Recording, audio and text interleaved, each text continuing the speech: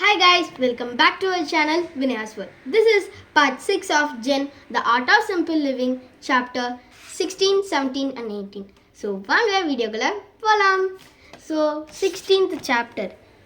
வெற்று கால்களுடன் நடந்து பாருங்கள், அதாவது வெறு கால்களுடன் நடந்து பாருங்கள். நோய் அண்டாமல் பார்த்து கொள்வது எப்படி? துறவிகளின் வெற்றிக்கு கால்களுடன் நடப்பதற்கான காரணம் அப்படின்னு சொல்கிறாங்க.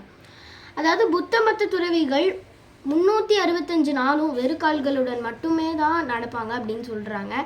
ஏன் அப்படின்னு நம்ம பார்க்கலாம். ஸோ நார்மலாக நம்ம என்ன பண்ணுவோம், நம்ம செப்பல் போட்டு தான் நடப்போம்.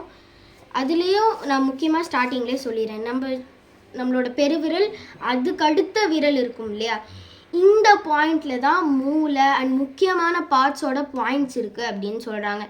ஸோ இது அப்போது நம்ம இந்த கால்கள் நடுவே வார் மாதிரி வச்சு செப்பல் போட்டோம்னா அது கண்டிப்பாக அழுத்தத்து கொடுக்கும். 50% தலைவலி வரதுக்கான காரணம் இந்த மாதிரி செப்பல் போடுறதுதான். இது அழுத்தும் போது அந்த ப்ரெஷர் கொடுக்கும்போது இதுவும் பெயின் ஃபீல் ஆகும், நம்ம மூளைக்கும் தலைவலி ஏற்படும் அப்படின்னு சொல்கிறாங்க. ஸோ மோஸ்ட்டாக காலுக்கு நடுவில் இருக்கிற வார் இல்லாமல் செப்பல் வாங்குங்க. அப்புறம் துறவிகள் பிக்னஸ்லாம் தாங்க முடியாது, வெயில் மழை குளிர் எதுவாக இருந்தாலும் வெறு கால்களோட மட்டும்தான் நடக்கணும் அப்படின்னு சொல்கிறாங்க. பட் இருந்தாலும் இல்லை, பிக்னஸால் தாங்க முடியாது இல்லையா, அவங்க சாக்ஸ் போட்டு நடப்பாங்க.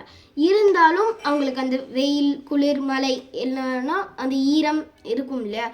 ஸோ அந்த மாதிரி இன்னும் வயசானவங்க இல்லை பிக்னஸ் இல்லைனால சுத்தமாக தாங்க முடியலன்னா வார் இல்லாத நார்மல் செப்பல்ஸ் போட்டு நடப்பாங்க அப்படின்னு சொல்கிறாங்க. ஸோ நீங்கள் என்ன பண்ணிடுறீங்கன்னா வீக்லி ஒன்ஸ் ஆச்சு செருப்பு இல்லாமல் நடந்து பழகுங்க. லீவில் இருக்கட்டும் சரி, வீக்லி ஒன்ஸ் நீங்கள் இதை ட்ரை பண்ணுங்கள். இதனால நம்மளுக்கு ஒரு அக்குப்ரெஷர் ஃபீல் வரும் அப்படின்னு சொல்கிறாங்க. So we completed the 16th chapter. So வாங்க 17th சாப்டருக்குள்ளே போகலாம்.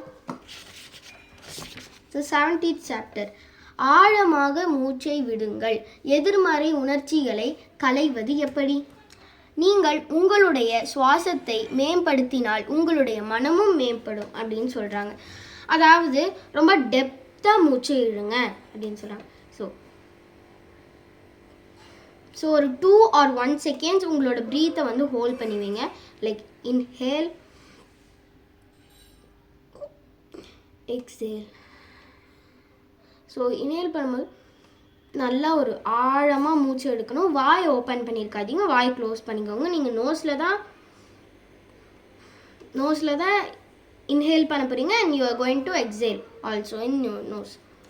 ஸோ இது பண்ணுறதால என்ன நம்மளுக்கு பயன்படும்னா, நம்மளோட லங்ஸ் நல்லா ஆக்டிவேட் ஆகும்னு சொல்கிறாங்க. அது மட்டும் இல்லாமல் நீங்கள் ரொம்ப ஃபாஸ்ட்டாக மூச்சு இழுத்து விடுறதால உங்களுக்கு கோபம், அதுக்கப்புறம் எதிர்மறை சிந்தனைகள், பொறாமை, இந்த மாதிரி நெகட்டிவ் தாட்ஸ் உங்களுக்கு வரும்னு சொல்கிறாங்க. ஸோ நீங்கள் ஒரு கோவ சுச்சுவேஷனில் இருக்கீங்கன்னா நீங்கள் எப்போவுமே அந்த மாதிரி பண்ணாமல் கொஞ்சம் ஸ்லோவாக அந்த சுச்சுவேஷனில் என்ன தப்புன்னு கொஞ்சம் ஃபோக்கஸ் பண்ணி பாருங்கள். என் தப்பே இல்லைன்னா இடத்த விட்டு வந்துடுங்க, அவ்வளோதான். ஸோ மோஸ்ட்டாக நீங்கள் உங்களோட மூச்சை நல்லா டெப்த்தாக இழுத்து ஒரு 2 seconds ஹோல்ட் பண்ணி ரிலீஸ் பண்ணுங்கள். ஸோ இதனால் லங்ஸ் கண்டிப்பாக ஆக்டிவேட் ஆகும் அப்படின்னு சொல்கிறாங்க. So we completed the 17th chapter. So வாங்க 18th சாப்டருக்குள்ள போகலாம். 18th சாப்டர், சாசேன் தியான நிலையில் அமருங்கள், உட்கார்ந்து சிந்திப்பதன் விளைவுகள் மனிதர்களால் நடந்து கொண்டு ஆழமாக சிந்திக்க முடியாது அப்படின்னு சொல்கிறாங்க. சாசேன் தியான நிலையில் அமருங்கள், அது ஒரு டைப் ஆஃப் தியானம்னு சொல்கிறாங்க. உட்கார்ந்து சிந்திப்பதன் விளைவுகள் என்ன? மனிதர்களால் நடந்து கொண்டே ஆழமாக சிந்திக்க முடியாது. நம்ம வாக் பண்ணிகிட்டே ஒரு விஷயத்தை ரொம்ப டெப்த்தாக திங்க் பண்ண முடியாது இல்லையா. ஸோ ஜென் பயிற்சிகளில் சாசேன் தியானம் ஒரு முக்கியமான பகுதின்னே சொல்லலாம். It is the part of zen life அப்படின்னு சொல்கிறாங்க. சாசேன் தியானம் இல்லைன்னா ஜென்னே கிடையாது அப்படின்னு சொல்கிறாங்க. அப்படிப்பட்ட சாசேன் தியானத்தை தான் இந்த சாப்டரில் பார்க்க போகிறோம்.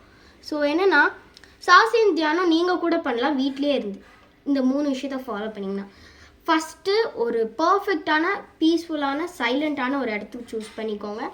ஒரு மேட்டை போட்டு அதில் உட்காந்துருங்க. நல்லா பத்மாசத்துலேயோ இல்லை எனக்கு கால் வலிக்குன்னா நார்மல் சிட்டிங்லேயோ உட்காந்துக்கோங்க.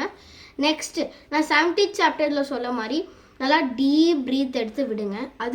இதுதான் 3rd பாயிண்ட். இது கொஞ்சம் டிஃபிகல்ட்டாக இருக்கும்னு நினைக்கிறேன். ஸோ தேர்ட் பாயிண்டில் என்னென்னா உங்களோட மனசை நல்லா எங்கேயும் அலைப்பாய விடாமல் கட்டி போட்டு ஒரு blank மூடில் நீங்கள் இருக்கணும். That is impossible. என்னால் முடியல அப்படின்னா எஸ், பிகினர்ஸால் ப்ராக்டிஸ் மேக்கப் பர்சன் பர்ஃபெக்ட் அப்படின்னு சொல்லியிருக்காங்க. ஸோ அதனால என்னென்னா நீங்கள் வந்து உங்களோட மூச்சு எப்படி இழுத்து விடுறீங்களோ, அந்த மூச்சு எப்படி உள்ளே போகுது வெளியே போகுது, எங்கே வந்து மூச்சு இழுக்கிறோம், எங்கே நிற்குது, எங்கே வருது, அந்த மாதிரி யோசிங்க. மூச்சு மேலே மட்டுமே கான்சென்ட்ரேட் பண்ணுங்கள். அது மட்டும் இல்லாமல் நம்ம உடம்புல இருக்கிற 7 சக்கராஸில் ஸோ என்ன அப்படின்னா இந்த 7 சக்கராஸில் மணிபூரத்துக்கு தொப்பலுக்கு மேலே அண்ட் ஃபாதஸ்டான தொப்பலுக்கு கீழே, அட்லீஸ்ட் இட் இஸ் அடிவயிறுன்னு சொல்லுவாங்க. ஸோ இந்த பிட்வீன் ஒரு கிளாண்ட் சக்கரா இருக்கு இல்லையா, இதில் தான் நம்மளோட வைப்ரேஷனை வந்து நம்ம ஃபீல் பண்ண போகிறோன்றாங்க. இப்போ நம்ம ஆழமாக மூச்சு இழுத்து விட்டு எல்லாமாக இந்த மாதிரி சொல்கிறோம்ல, அந்த ப்ரீத்து வந்து நம்ம பண்ணும்போது நம்ம இந்த வந்து சக்கரால் நம்மளுக்கு வைப்ரேஷன் தெரிஞ்சால் உங்களோட பாதி வயிறு பிரச்சனையை இதுவே தீர்த்துரும் அப்படின்னு சொல்கிறாங்க. So we completed 3 chapter and until bye bye from Vinaya. இதோட இன்னும் 3 சாப்டரோடு உங்களுக்கு சந்திக்கிறேன். ஸோ பாபாய், தேங்க்யூ ஃபார் வாட்சிங் மை வீடியோ. So thank you.